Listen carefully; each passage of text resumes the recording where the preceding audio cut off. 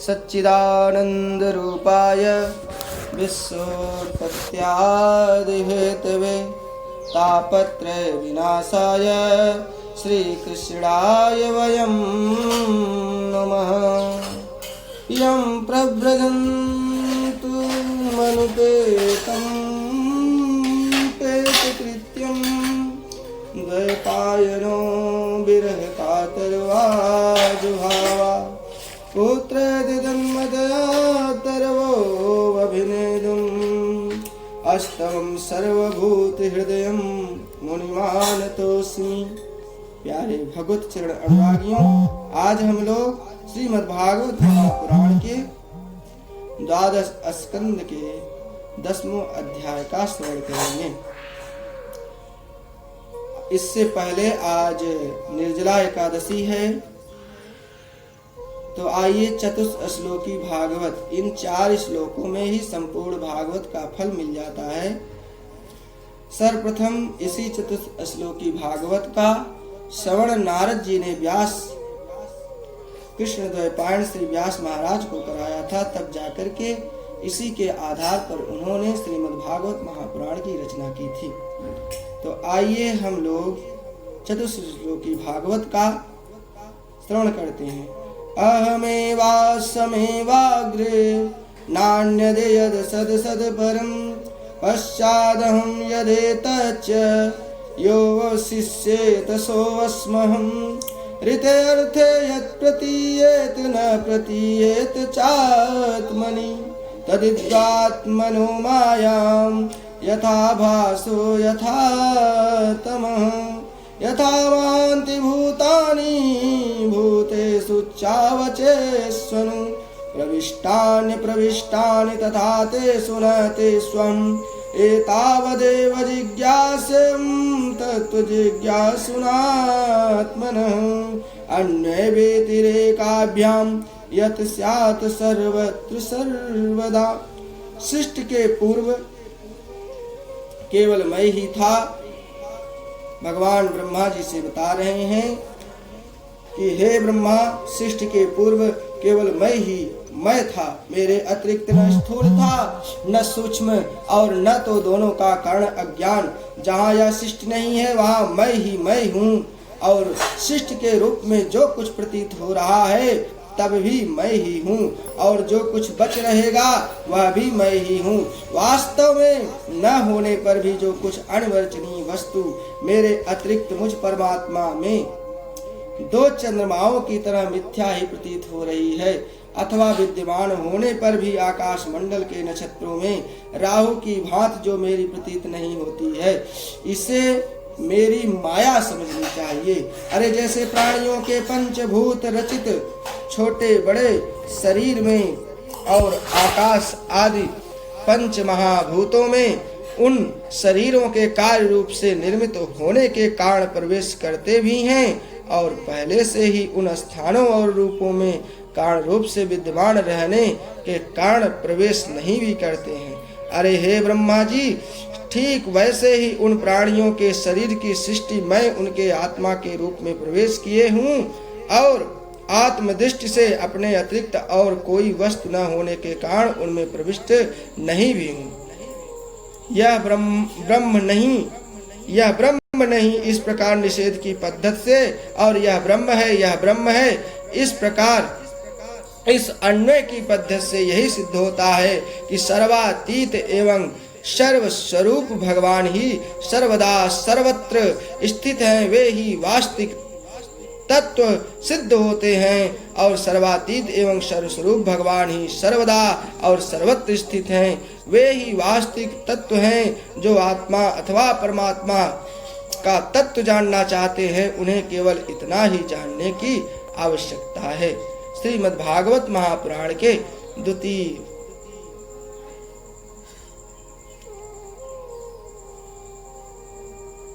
द्वितीय स्कंद के 9वें अध्याय के 32 से लेकर के 35 श्लोक में यह वर्णन आया है। बोलिए सच्चिदानंद भगवान की जय।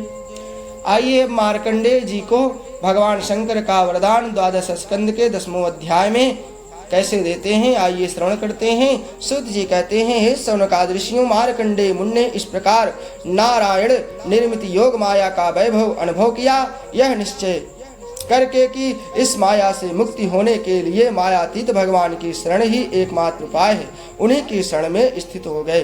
मार्कंडेय जी ने मन ही मन कहा, हे प्रभु, आपकी माया वास्तव में प्रतीत मात्र होने पर भी सत्य ज्ञान के समान प्रकाशित होती है और बड़े बड़े विद्वान भी उसके खेलों में मोहित हो जाते हैं। आपके श्री चरण कमल ही शरणागतों को सब प्रकार से अभय दान करते हैं, इसलिए मैंने उन्हीं की शरण ग्रहण की है। सूत जी कहते हैं, हे मार्कंडेय जी, इस प्रकार शरणागत की भावना में तन्मय हो रहे उसी समय भगवान शंकर भगवती पार्वती के साथ नंदी पर सवार होकर आकाश मार्ग से विचरण करते हुए उधर आ निकले और मार्कंडेय जी को उसी अवस्था में देखा और उनके साथ बहुत से गण भी थे। जब पार्वती ने मार्कंडेय मुनि को ध्यान की अवस्था में देखा तब उनका हृदय वात्सल्य स्नेह से उमड़ आया और उन्होंने शंकर जी से कहा, हे भगवान, तनिक इस ब्राह्मण की ओर तो देखिए। जैसे तूफान शांत हो जाने पर समुद्र की लहरें और मछलियां शांत हो जाती हैं और समुद्र धीर गंभीर हो जाता है, वैसे ही इस ब्राह्मण का शरीर, इंद्रिय और अंतःकरण शांत हो रहा है। समस्त सिद्धियों के दाता आप ही हैं, इसलिए कृपा करके आप इस ब्राह्मण की तपस्या का प्रत्यक्ष फल दीजिए। भगवान शंकर ने कहा, हे देवी, ये ब्रह्मर्षि लोक अथवा परलोक की कोई भी वस्तु नहीं चाहते, और तो क्या इनके मन में कभी मोक्ष की भी आकांक्षा नहीं होती। इसका कारण यह है कि घटवासी अविनाशी भगवान के श्री चरण कमलों में इन्हें परम भक्ति प्राप्त हो चुकी है। हे प्रिय, यद्यपि इन्हें हमारी कोई आवश्यकता नहीं है, फिर भी मैं इनके साथ बातचीत करूंगा, क्योंकि ये महात्मा पुरुष हैं। जीव मात्र के लिए सबसे बड़े लाभ की बात यही है कि संत पुरुषों का समागम प्राप्त हो। सूत जी कहते हैं, हे शौनकादि ऋषियों, भगवान शंकर समस्त विद्याओं के प्रवर्तक हैं और सारे प्राणियों के हृदय में विराजमान अंतर्यामी भगवान के परम आत्मा प्रभु भी हैं और जगत के जितने भी संत हैं उनके एकमात्र आश्रय और आदर्श भी वही भगवान शंकर जी हैं। भगवती पार्वती जी इस प्रकार कह करके भगवान शंकर मार्कंडेय मुनि के पास गए और उस समय मार्कंडेय मुनि की समस्त मनोवृत्तियां भगवत भाव में तन्मय थी। उन्हें अपने शरीर की और जगत का बिल्कुल पता न था, इसलिए उस समय वे यह भी नहीं जान सके कि मेरे सामने सारे विश्व के आत्मा स्वयं भगवान गौरी शंकर पधारे हुए हैं। श्रीमद् भागवत में ही वर्णन आया है, भगवान ने कहा है, मम आत्मा शिव, अर्थात इसीलिए यहाँ पर संपूर्ण चर और अचर के विश्व के आत्मा स्वयं भगवान शंकर को कहा गया है। फिर कह रहे हैं, शौनकादि ऋषियों, सर्वशक्तिमान भगवान कैलाशपति से यह बात छिपी न रही कि मार्कंडेय मुनि इस समय किस अवस्था में हैं। इसलिए जैसे वायु आकाश के स्थान में अनायास ही प्रवेश कर जाती है, वैसे ही वे अपनी योग माया से मार्कंडेय मुनि के हृदय आकाश में प्रवेश कर गए और मार्कंडेय मुनि ने देखा कि उनके हृदय में तो भगवान शंकर के दर्शन हो रहे हैं। शंकर जी के सिर पर बिजली के समान चमकती पीली पीली जटाएं शोभायमान हो रही हैं। 3 नेत्र हैं और 10 भुजाएं हैं। लंबा तगड़ा शरीर उदय कालीन सूर्य के समान तेजस्वी हैं और शरीर पर बागंबर धारण किए हुए हैं और हाथों में शूल, खड़वांग, ढाल, रुद्राक्ष माला, डमरू, खप्पर, तलवार, धनुष लिए हुए हैं भगवान शंकर। और मार्कंडेय मुनि ने अपने हृदय में अकस्मात भगवान शंकर का यह रूप देखकर विस्मित हो गए। यह क्या है, कहां से आया? इस प्रकार की वृत्तियों का उदय हो जाने से उन्होंने अपनी समाधि खोल दी और जब उन्होंने आंखें खोली तब देखा कि तीनों लोकों के एकमात्र गुरु भगवान शंकर श्री पार्वती तथा अपने गणों के साथ पधारे हुए हैं। उन्होंने उनके चरणों में माथा टेक कर प्रणाम किया और तदनंतर मार्कंडेय मुनि ने स्वागत, आसन, पाद्य, अर्ध, गंध, पुष्पमाला, धूप, दीप आदि उपचारों से भगवान शंकर और पार्वती और उनके गणों की पूजा की। इसके पश्चात मार्कंडेय मुनि ने उनसे कहने लगे कि हे सर्वव्यापक, हे सर्वशक्तिमान प्रभु, आप अपनी आत्मानुभूति और महिमा से ही पूर्ण काम है। आपकी शांति और सुख से ही सारे जगत में सुख और शांति का विस्तार हो रहा है। ऐसी अवस्था में मैं आपकी क्या सेवा करूं? अरे मैं आपके त्रिगुणातीत सदाशिव स्वरूप को सत्य गुण से युक्त शांत स्वरूप को नमस्कार करता हूँ। मैं आपके रजोगुण युक्त सर्व प्रवर्तक स्वरूप एवं तमोगुण युक्त अघोर स्वरूप को नमस्कार करता हूँ। शुद्ध जी कहते हैं, हे सौनकादि ऋषियों, जब मार्कंडेय मुनि ने संतों के परम आश्रय देवादिदेव भगवान शंकर की इस प्रकार स्तुति की, तब वे उन पर अत्यंत संतुष्ट हुए और बड़े प्रसन्न चित्त से हंसते हुए कहने लगे। भगवान शंकर ने कहा, हे मार्कंडेय, ब्रह्मा, विष्णु तथा मैं, हम तीनों ही वरदाताओं के स्वामी हैं। हम लोगों का दर्शन कभी व्यर्थ नहीं होता और हम लोगों से ही मरणशील मनुष्य भी अमृत तत्व की प्राप्ति कर लेता है। इसलिए तुम्हारी जो इच्छा हो वही वर मुझसे मांग लो। ब्राह्मण स्वभाव से ही परोपकारी, शांत चित्त एवं अनासक्त होते हैं। वे किसी के साथ बैर भाव नहीं रखते और समदर्शी होने पर भी प्राणियों का कष्ट देखकर उनके निवारण के लिए पूरे हृदय से जुड़ जाते हैं। उनकी सबसे बड़ी विशेषता तो यही होती है कि वे हमारे अनन्य प्रेमी एवं भक्त होते हैं। सारे लोक और परलोक ऐसे ब्राह्मणों की वंदना, पूजा और उपासना किया करते हैं। अरे केवल वे ही क्यों, मैं भगवान ब्रह्मा तथा स्वयं साक्षात ईश्वर विष्णु भी उनकी सेवा में संलग्न रहते हैं। ऐसे संतों के, ऐसे शांत महापुरुष मुझ में, विष्णु भगवान में, ब्रह्मा में, अपने में और सब जीवों में अणुमात्र भी भेद नहीं रखते। हे सदा सर्वदा सर्वत्र तथा सर्वथा एक रस आत्मा का ही ऐसे संत दर्शन करते हैं। इसलिए हम तुम्हारे जैसे महात्माओं की स्तुति और सेवा करते हैं। मार्कंडेय जी, केवल जल में तीर्थ ही तीर्थ नहीं होते अथवा केवल जड़ मूर्तियां ही देवता नहीं होती। सबसे बड़े तीर्थ और देवता तो तुम्हारे जैसे संत हैं, क्योंकि वे तीर्थ और देवता बहुत दिनों में पवित्र करते हैं, परंतु तुम लोग दर्शन मात्र से ही पवित्र कर देते हो। हम लोग तो ब्राह्मणों को ही नमस्कार करते हैं, क्योंकि वे चित्त की एकाग्रता, तपस्या, स्वाध्याय, धारणा, ध्यान और समाधि के द्वारा हमारे वेदमय शरीर को धारण करते हैं। हे मार्कंडेय जी, बड़े बड़े महापापी और अत्यंज जिन्हें त्यागा जा सकता है भी तुम्हारे जैसे महापुरुषों के चरित्र श्रवण और दर्शन से ही शुद्ध हो जाते हैं। फिर तुम लोगों के संभाषण और सहवास आदि से शुद्ध हो जाए, इसमें तो कहना ही क्या है। सूत जी कहते हैं, सौनकादि ऋषियों, चंद्रभूषण भगवान शंकर की एक एक बात धर्म के गुप्ततम रहस्य से परिपूर्ण थी। इसके एक एक अक्षर में अमृत का समुद्र भरा हुआ था। मार्कंडेय मुनि अपने कानों के द्वारा पूरी तन्मयता के साथ उसका पान करते रहे, परंतु उन्हें तृप्त न हुई और वे चिरकाल तक भगवान विष्णु की माया से भटक चुके थे और बहुत थके हुए भी थे। भगवान शिव की कल्याणी वाणी का अमृत पान करने से उनके सारे क्लेश नष्ट हो गए और उन्होंने भगवान शंकर से इस प्रकार कहा। मार्कंडेय जी ने कहा, सचमुच सर्वशक्तिमान भगवान की यह लीला सभी प्राणियों की समझ से परे है।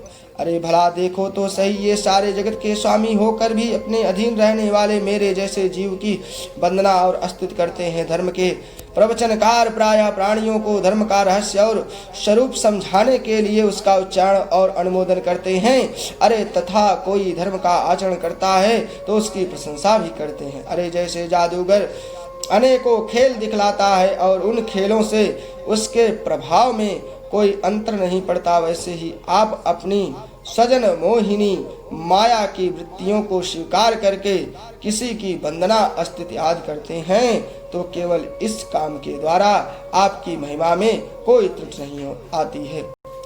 आपने स्वप्न दृष्टा के समान अपने मन से ही संपूर्ण विश्व की सृष्टि की है और इसमें स्वयं प्रवेश करके कर्ता न होने पर भी कर्म करने वाले गुणों के द्वारा कर्ता के समान प्रतीत होते हैं। हे भगवान, आप त्रिगुण स्वरूप होने पर भी उनके परे उनकी आत्मा के रूप में स्थित है। आप ही समस्त ज्ञान के मूल केवल अद्वितीय परब्रह्म हैं। मैं आपको नमस्कार करता हूँ। हे अनंत, आपके श्रेष्ठ दर्शन से बढ़कर ऐसी कौन सी वस्तु है जिसे मैं वरदान में आपसे मांगूं। हे प्रभु, मनुष्य आपके दर्शन से ही पूर्ण काम और सत्य संकल्प हो जाता है। आप स्वयं ही तो पूर्ण ही हैं और अपने भक्तों की भी समस्त कामनाओं को पूर्ण करने वाले हैं। इसलिए हे प्रभु, मैं आपका दर्शन प्राप्त कर लेने पर भी एक बार और मांगता हूँ, वह एक वर और मांगता हूँ, एक वरदान और मांगता हूँ कि वह यह है कि भगवान में, उनके शरणागत भक्तों में और आप में मेरी अविचल भक्ति सदा सर्वदा बनी रहे।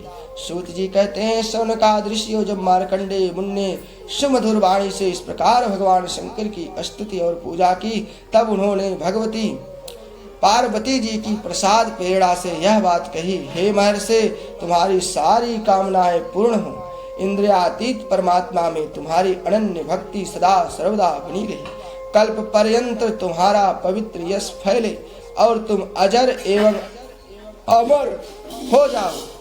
हे ब्राह्मण, तुम्हारा ब्रह्म तेज तो सर्वदा अक्षुण्ण रहेगा ही, और तुम्हें भूत भविष्य और वर्तमान के समस्त विशेष ज्ञानों का एक अधिष्ठान रूप ज्ञान और वैराग्य युक्त स्वरूप स्थिति की प्राप्ति हो जाए। तुम्हें पुराण का आचारत्व भी प्राप्त हो। शुद्ध जी कहते हैं, शौनकादि ऋषियों, इस प्रकार त्रिलोचन भगवान शंकर मार्कंडेय मुनि को वर दे करके भगवती पार्वती से मार्कंडेय मुनि की तपस्या और उनके प्रलय संबंधी अनुभव का वर्णन करते हुए वहां से चले गए। भृगुवंशी शिरोमणि मार्कंडेय मुनि को उनके महायोग का परम फल प्राप्त हो गया। वे भगवान के अनन्य प्रेमी हो गए। अब भी वे भक्ति भाव भरित हृदय से पृथ्वी पर विचरण किया करते हैं। परम ज्ञान संपन्न मार्कंडेय मुनि ने भगवान की योग माया से जिस अद्भुत लीला का अनुभव किया था, वह मैंने आपको सुना दिया। शौनकादि ऋषियों, जिस समय यह जो मार्कंडेय जी ने अनेकों कल्पों का शिष्ट प्रलयों का अनुभव किया, वह भगवान की माया ही वैभव था, माया का ही वैभव था। अरे तत्कालिक था और उन्हीं के लिए था, सर्वसाधारण के लिए नहीं। कोई इस माया की रचना को न जानकर अनादिकाल से बार बार होने वाले शिष्ट प्रलय ही उसको भी बतलाते हैं। इसलिए आपको यह शंका नहीं करनी चाहिए कि इसी कल्प में हमारे पूर्वज मार्कंडेय जी ने आयु इतनी लंबी कैसे हो गई। हे शौनकादि ऋषियों, भृगुवंश शिरोमणि, मैंने आपको यह जो मार्कंडेय चरित्र सुनाया, वह भगवान चक्रपाणि के प्रभाव और महिमा से भरपूर है। जो इसका श्रवण एवं कीर्तन करते हैं, वे दोनों ही कर्म वासनाओं के कारण प्राप्त होने वाले आवागमन के चक्कर से सर्वदा छूट जाते हैं। बोलिए सच्चिदानंद भगवान की जय। श्री राधे राधे गोविंद गोविंद राधे गोविंद राधे गोपाल राधे। श्री राधे